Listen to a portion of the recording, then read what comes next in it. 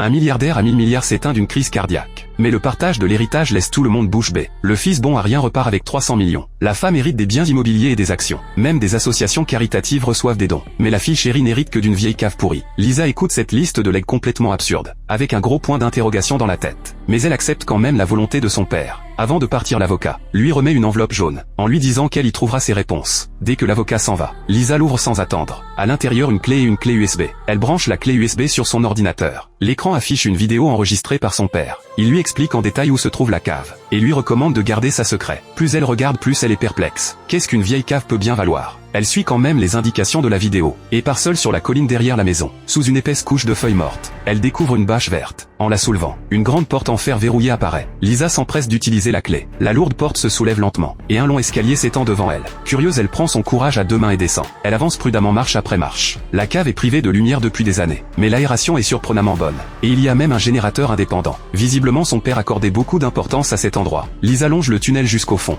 Dans la pièce au bout du couloir, elle aperçoit une silhouette assise sur une chaise. Un vieux monsieur aux cheveux tout blancs, avec une chaîne en fer autour du cou. Lisa s'approche pour voir s'il est encore vivant. Juste au moment où sa main est sur le point de le toucher, le vieux bâille d'un coup. Lisa flippe complètement. Elle recule de plusieurs pas et fonce vers l'escalier. Referme la porte en fer et se barre en urgence. Une fois calmée, son premier réflexe est d'appeler la police. Mais elle change d'avis immédiatement. Si les flics s'en mêlent, toute la famille sera impliquée. Son père a forcément eu ses raisons. Lisa décide de pas en parler à quiconque, et de retourner à la cave le lendemain pour comprendre. Pour pas que le vieux voie son visage, elle enfile un masque, et redescend dans la pièce secrète. Le vieux s'est levé cette fois, et il prend enfin la parole. Il prononce le prénom de Lisa avec précision, ce qui la stupéfie encore plus. Il connaît aussi son anniversaire. Lisa arrache son masque. Elle lui demande qui il est, et pourquoi il est enfermé ici. Le vieux lui dit que si elle veut savoir, elle n'a qu'à aller chercher du bon vin et de bons plats, parce qu'il n'a rien mangé depuis très longtemps. Pour tirer les choses au clair, Lisa repart acheter de quoi manger, et revient rapidement. Elle lui tend la nourriture. Une fois rassasié et requinqué, le vieux révèle un secret enfoui depuis 30 ans. Dans sa jeunesse, il était le meilleur ami du père de Lisa. Ils traînaient tout le temps ensemble. Un soir, après avoir bu, ils rentraient chez eux, quand ils ont renversé accidentellement un passant. Le vieux voulait appeler la police, mais le riche l'en a empêché. Ils allaient aller en prison s'ils appelaient. Après une longue discussion, ils ont décidé de se débarrasser du corps. Ils l'ont traîné jusqu'à la forêt, et l'ont enterré sous la terre. Mais une fois le corps enterré, le riche a eu peur que le vieux parle.